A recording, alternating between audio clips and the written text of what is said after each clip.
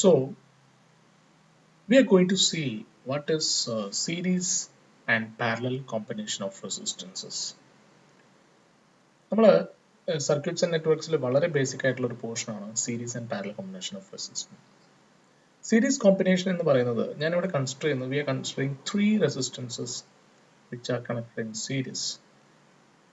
Okay, ഞാൻ ആദ്യം consider ചെയ്യുന്നത് സീരീസ് കേസാണ്.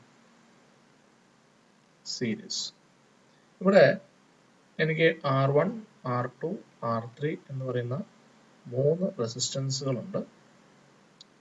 അതിലേക്ക് ഞാനൊരു സപ്ലൈ വോൾട്ടേജ് V കണക്ട് ചെയ്തിട്ടുണ്ട്. അപ്പോൾ V കണക്ട് ചെയ്ത് കഴിയുമ്പോൾ ഇവിടെ പ്ലസ് മൈനസ്, പ്ലസിൽ നിന്ന് മൈനസിലോട്ട് കറണ്ട് ഇങ്ങനെ ഫ്ലോ ചെയ്യും. അപ്പോൾ ഇത് നമ്മൾ വെള്ളം പൈപ്പിലൂടെ പോകുന്ന പോലെ കൺസിഡർ ചെയ്യാം. 3 ടാപ്പ് ഇങ്ങനെ ഒരേപോലെ കണക്ട് ചെയ്തിട്ടുണ്ടെങ്കിൽ ഒരേ വെള്ളം തന്നെയാണ്. ടാപ്പ് തുറന്നിട്ടില്ലെങ്കിൽ ത്രൂ ഫ്ലോ ചെയ്ത് പോവുക. തുറന്നാൽ അവിടെ കുറച്ച് ഡ്രോപ്പ് ആയി പോകും. അതുപോലെയാണ് റെസിസ്റ്റൻസിന്റെ കേസിൽ കറണ്ട് റെസിസ്റ്റൻസ് ഇവിടെ സീരീസ് ആയിട്ട് ഒരേ കറണ്ട് പാസ് ചെയ്തു പോകും. പക്ഷെ അവിടെ ഓരോ റെസിസ്റ്റൻസിന്റെ റെസിസ്റ്റൻസ് വാല്യൂ അനുസരിച്ച് അവിടെ ഡ്രോപ്പ് ഉണ്ടാവും. അതിനെ പറയുന്നതാണ് നമ്മൾ വോൾട്ടേജ് ഡ്രോപ്പ് V എന്ന് പറയുന്നത്. അപ്പൊ അങ്ങനെ കറണ്ട് പോകുന്നത് സെയിം കറണ്ട് ആണ് അതിൽ കൂടെ പോകുന്നത്. അപ്പൊ അവിടെ ഉണ്ടാവുന്ന വോൾട്ടേജ് ഡ്രോപ്പ് എന്ന് പറയുന്നത് it is VR1, let it B VR1, VR2 and VR3. അതായത് കറസ്പോണ്ടിങ് സ്ഥലത്തുണ്ടാവുന്ന ഡ്രോപ്പ്.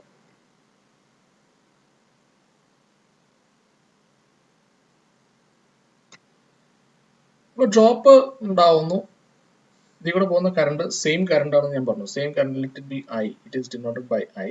ഈ I തന്നെയാണ് ഈ എല്ലാ റെസിസ്റ്ററിലൂടെയും പോകുന്ന കറണ്ട് I തന്നെയാണ്. ഈ I തിരിച്ച് ഇങ്ങനെ വരും. ഓക്കെ, അപ്പൊ നമ്മൾ ഇവിടെ വോൾട്ടേജ് ടോട്ടൽ കൊടുത്തത് V ആണ്. V എന്ന് കൊടുത്തിട്ടുള്ള വോൾട്ടേജ് കൊടുത്തപ്പോൾ അത് ഓരോ റെസിസ്റ്റൻസിൽ ഡ്രോപ്പ് ആയി VR1 plus VR2 plus VR3 ഇത് മൂന്നും കൂടെ കൂട്ടിയാൽ നമുക്ക് ടോട്ടൽ V കിട്ടും. ഓക്കെ, നമുക്ക് ഓംസ് ലോ പ്രകാരം വിയുടെ ഇക്വേഷൻ അറിയാം. V is equal to IR. So IR is equal to IR1 plus IR2 plus IR3. ഇതാണ് റെസിസ്റ്റൻസ് വോൾട്ടേജ് ഡ്രോപ്പിന്റെ formula. So IR is equal to I common എടുത്തു കഴിഞ്ഞാൽ I into R1 plus R2 plus R3 എന്നുള്ള വരും. I രണ്ട് side cancel.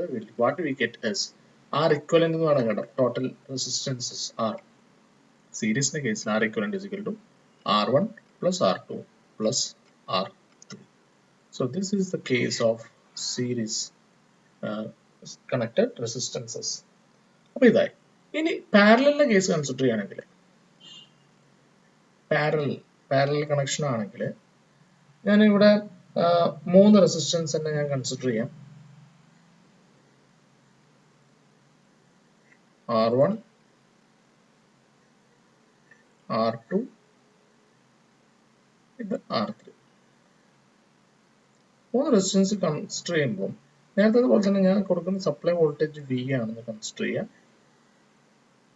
V കൊടുത്തു കഴിയുമ്പോൾ ഇത് നമ്മൾ ടാപ്പ് ആയിട്ട് ഒന്ന് കമ്പയർ ചെയ്യുകയാണെങ്കിൽ വെള്ളം വന്ന് നമ്മൾ ഇവിടെ ഞാൻ 2 പോയിന്റ്സ് മാർക്ക് ചെയ്യാം, A ആൻഡ് B.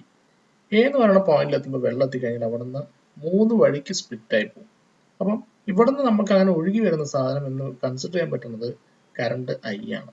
ഇവിടെ വോൾട്ടേജ് V ഞാൻ കൊടുത്തിട്ടുണ്ട്, പ്ലസ് മൈനസ് കറണ്ട് I വന്നു. R1 കൂടെ പോകുന്ന കറണ്ടിന് ഞാൻ കൊടുത്ത പേര് I1, ഇത് I2 and the third one is I3. Clear? അപ്പൊ ഇവിടെ സ്പ്ലിറ്റ് ആവണത് എന്താ? I എന്ന് പറയുന്ന total current I1 plus I2 plus I3. പാരലലിന്റെ കേസ് കൺസിഡർ ചെയ്യുമ്പോൾ നമ്മൾ ഈ രണ്ട് A എന്നും പറയുന്ന B എന്ന് പറയുന്ന 2 പോയിന്റ് കൺസിഡർ ചെയ്യുമ്പോൾ അതിന് അക്രോസ് കൊടുത്ത ടോട്ടൽ വോൾട്ടേജ് V ആണ്. അതേ വോൾട്ടേജ് തന്നെയാണ് ഓരോ കണക്ഷനും, അതായത് ആ A B പോയിന്റ്സിന് അക്രോസ് എന്തൊക്കെ കണക്ട് ചെയ്തു അതിന് അക്രോസ് ഒക്കെ ഉണ്ടാവുന്ന വോൾട്ടേജ് ആ A to B എന്നുള്ള പോർഷനിന്റെ അക്രോസ് ഉണ്ടാവുന്ന വോൾട്ടേജ് എന്ന് പറയുന്നത് V തന്നെയായിരിക്കും. അപ്പൊ Vയുടെ കേസ് ഇവിടെ സീരീസിന്റെ കേസിൽ സെയിം ആണ്, V is സെയിം. സോ ഇവിടെ ആകെ മാറ്റുള്ളത് I-ക്കാണ്. I is equal to I1 plus I2 plus I3. ഇനി ഓംസ് ലോ പ്രകാരം നമുക്ക് ഐയുടെ ഇക്വേഷൻ നമുക്കറിയാം. What is I? I is equal to V by R. So V by R is equal to V by R1 plus V by R2 plus V by R3 എന്നുള്ള 3 കേസാണ് നമുക്കുള്ളത്. So here V by R നമുക്ക് common ആക്കി എടുക്കുന്നതിനകത്ത് പോലെ V into 1 by R1 plus 1 by R2 plus 1 by R3 കിട്ടി. Now you can cancel both sides. So what is it? 1 by R. ഇവിടെ 1 by R equivalent എന്ന് വേണമെങ്കിൽ എടുക്കാം. Equal to 1 by R1 plus 1 by R2 plus 1 by R3.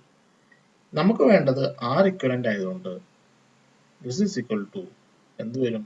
ഇതിന്റെ 1 by R1 plus 1 by R2 plus 1 by R3 യുടെ value എന്താണോ അതിന്റെ റെസിപ്രോക്കലാണ് നമ്മുടെ R equivalent. കാരണം 1 by R equivalent ആണ് എന്തായി മാറിയത്, അല്ലെങ്കിൽ ഇത് തിരിച്ചിട്ടു വേണം കൺസിഡർ ചെയ്താലും കുഴപ്പമില്ല, അതാണ് R equivalent ആയി മാറിയത്. So 1 by R1 plus 1 by R2 plus 1 by R3 എന്ത് കിട്ടിയോ അതിന്റെ റെസിപ്രോക്കലാണ് R equivalent. So you can write like this: 1 by 1 divided by 1 by R1 plus 1 by R2 plus 1 by R3. അത് LCM എടുത്തിട്ട് solve ചെയ്ത് കഴിഞ്ഞാൽ you will get the answer for R equivalent in case of parallel. So ഇതാണ് series and parallel combination resistances combination what derivation for finding the R equivalent. Thank you.